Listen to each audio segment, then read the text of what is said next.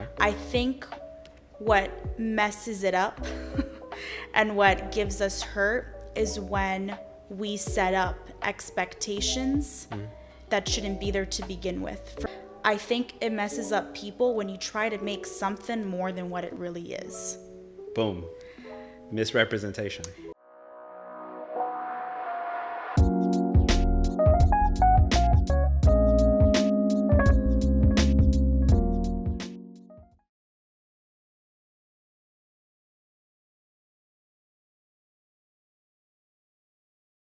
My point to you, to both of you, would be if we don't set expectations and we're not clear about them, we're inevitably setting ourselves to more than likely get disappointed, which can also include being hurt.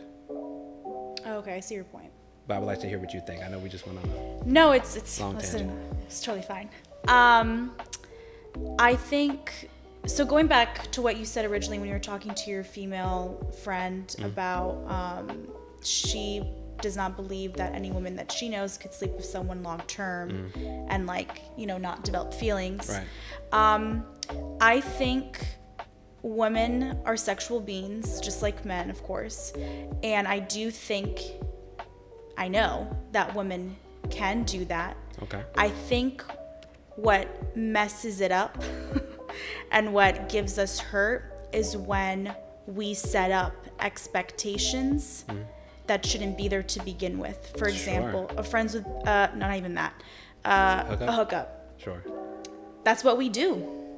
I know your name, maybe your occupation, but that's what we do. Right. We don't talk about your family. We don't talk about the trauma you've been through. We don't have conversations like this. I think it messes up people when you try to make something more than what it really is. Boom. Misrepresentation.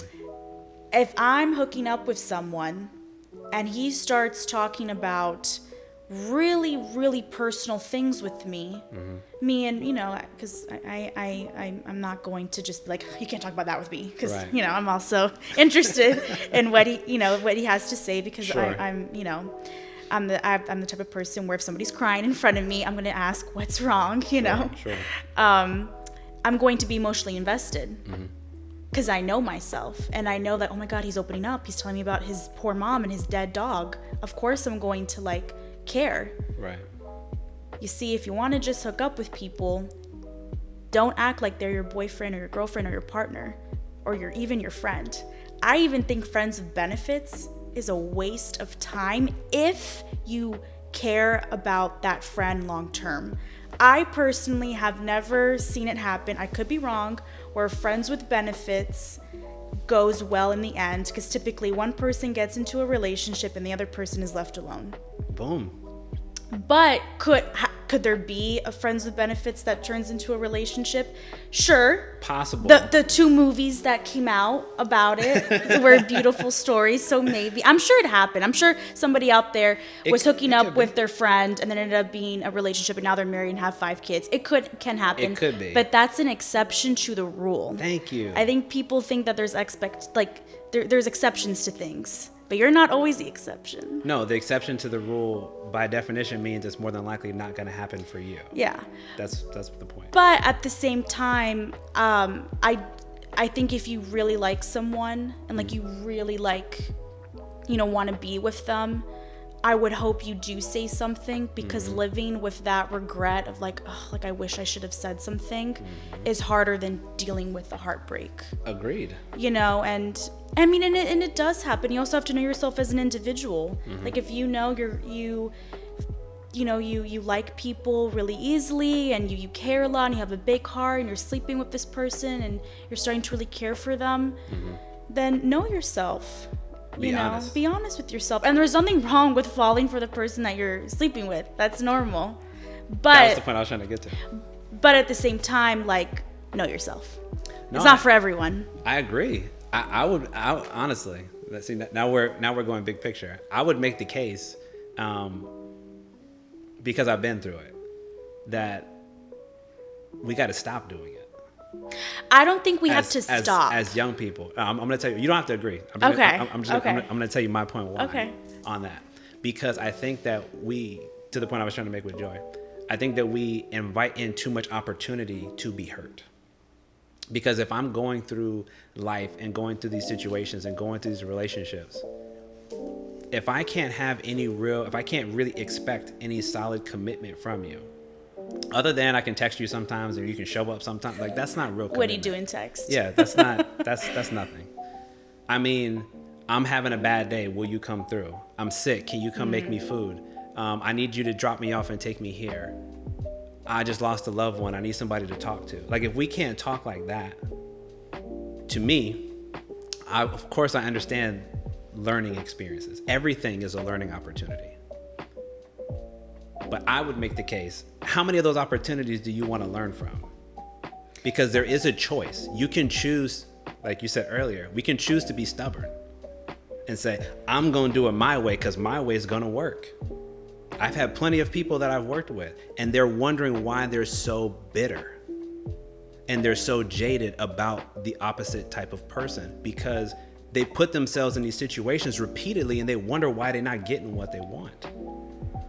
So from what I'm hearing is that you operate from a perspective of why put yourself through more hurt? Why not do it the easy way?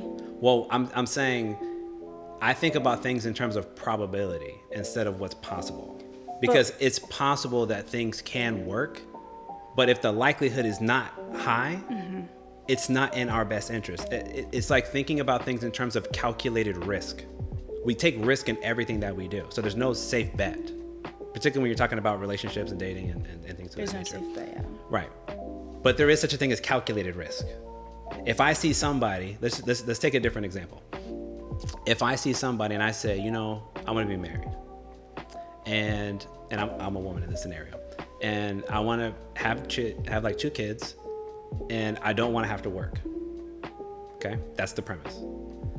And I date men, whether situationship, casually, committed, whatever. I date men who are unemployed, who don't have goals, who don't have drive, who don't have ambition. Would you say that is a smart risk to take? No. Why? Not at all. Because she's dating people who are never going to give her that. Right. Yeah, I think, and I totally hear what you're saying, and I do agree. If you it's okay. know, No, remember, if you don't have to agree. I'm just saying my points. Everybody can disagree. If you want to be in a relationship, why are you dating someone who told you a billion times you don't want to be in a relationship, aka me? Like, I totally get that. Which again, a lot of us have been there. So. But I think also when it comes to things without a label, some people don't care about labels. Sure. I know individuals who have been dating for a while. They don't refer to themselves as boyfriend and girlfriend. Some people have an issue with it. Some people think like that's the dumbest thing they've ever heard. Some people understand it. I think what's maybe different generation-wise, even though you're not that much older, but whatever, no, it's fine. Is that I don't think our generation, Generation Z, cares a lot about labels. And I think that sometimes seeps into our dating life. Do I think that sometimes makes things more complicated? 100,000%. Do I always think it's most healthy? No. But I do think that's maybe where our perspectives are different, is honestly because I think maybe older generations really value labels, and I just don't think our generation does as much. Like for sexuality, like we're very fluid. All that's very open. But sometimes, speaking personally, sometimes not having expectations can hurt. So I get what you're saying too. That's because I think, again, to Joy's point, I think a lot about predictability. Like, a lot of us come from backgrounds where we don't have that stability.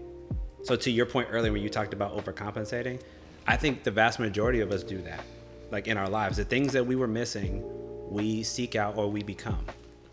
And I think even for those of us that are parents like I am, you do the things opposite maybe that were done to you. So there's a lot of things I do for my son that my father didn't do for me, precisely because I know that I needed that. So I compensate for that, even though it's hard.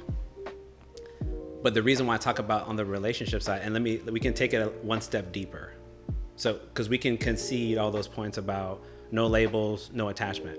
So this is where I would take it a step deeper to try to make sure, because to me, it's always about the individual. It's not about my worldview versus yours, or anybody's out there. It's ultimately about what do you want and what do you want. Yeah. So let me give another example. If somebody comes to me and they say, I don't know when, but I know ultimately I want to be married and I want children. Okay. And they told me at the same time, I said, okay, excellent. What are you doing to make that happen?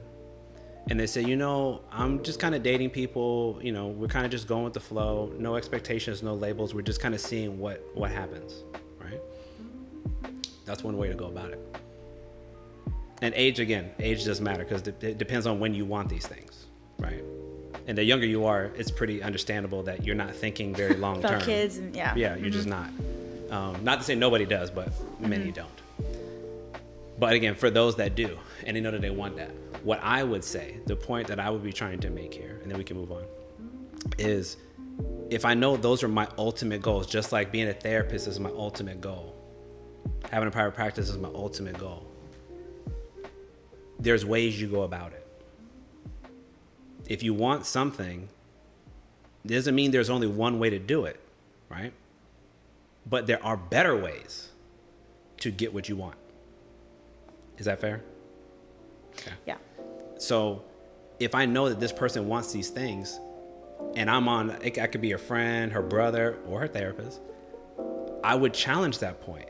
And I would say, why do you think that's going to increase the chances for you to get that? Are you not seeing that you're taking like a very roundabout approach to get ultimately to where you want to be? Yeah. So you're going to date this guy who doesn't want expectations. Mm-hmm. This guy doesn't want expectations. This guy doesn't want a label. This guy just wants to be physically intimate. But you told me you want to be married. You told me you want kids one day. Why do you think that is going to get you there? And even when you get there, who are you going to be at that time? Because you went through all that damn hurt. You might not even be ready for that man that's ready for you. Because you done went through so much stuff at that point, and you can't even connect with him in the way that you want to. Because you've allowed yourself to be disrespected and deal with people you probably had no business with. Yeah, like why put yourself through so much hurt? That's my point. And then ultimately when you're with the person you're supposed to be with, because you've been through so much, they have to overcome all of it now. I understand what you're saying. Yeah. And I'm saying that's we're talking about in the context of relationships. I'm just talking about, again, you ladies will be in this seat one day. Not this seat, but obviously the seat when you're walking with somebody. And you'll see them making choices and you're looking at them and you're like, because you understand, because they told you, this is what I want. And you're going to listen and you're going to look. And you're like, I don't understand. Why do you think that's going to get you there? Why do you think that path makes sense? Do you understand, like, this is your path? This is one of them? And you're going over here? Don't you think it's going to be harder to curve yourself back over here? When you done drove all the way off the road now? That to me is what expectations matter. Because people want to know, hey, what path are we going down? Again, ultimately, if I know what I want. If you don't know, have at it. Have the experience. Figure out what you like and what you don't like, right? I'm not anti that. But what I am saying is when you know what you want, don't lie to yourself and tell yourself you don't. Yeah. Don't tell yourself, oh, I'm going to put up with this. I'm going to settle for this. I'll be complacent for that, when you know that's not really what you need. And it's not going to get you to what would actually make you feel satisfied and fulfilled in a loving relationship. If you know those things. If you don't know, take the chance. Live your life and do what you want to do. But that's something I think that younger people need to really think about. Because when we're having all these experiences, it's not all bad. But again, if you keep having these experiences where you feel like it didn't go the way I wanted, and I got hurt again and again and again, some people quit after a while. They're like, you know what? I don't want to do this no more. Or all of you are going to be like this, as we said earlier. So why bother?